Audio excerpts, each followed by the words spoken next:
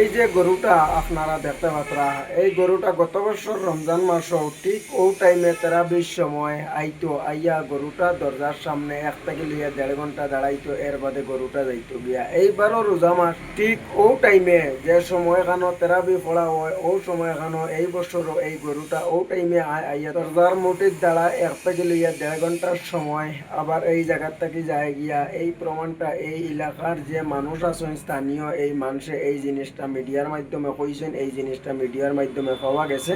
চিন্তা করুক, একটা গরুয়ে কিন্তু এই জিনিসটা বুঝবাইছে যে রমজান মাসও তেরাবিটা পড়া ওর কিছু কিছু সংখ্যক মানুষ আছি আমরা নমাজ রোজা তো এটা তো আর নাইও নাই, এই জিনিস কিতা এই জিনিসটা আমরা বুঝি না। কিন্তু ভাই একটা গরু হইয়া বুঝতে পারছে যে রোজা মাস কত ফজিলতর একটা মাস, গরু হইয়া বুঝতে পারছে যে এই মাসটা কত মর্যাদা আলা মাস, এই জিনিসটা একটা গরুয়ে বুঝতে পারছে। ভাই ভিডিওটা শেয়ার করিয়া আরো কিছু মানুষরা দেখার সুযোগ করিয়ে দিবা, আপনারা মত বিনিময় আপনারা কমেন্টও জানাইবা।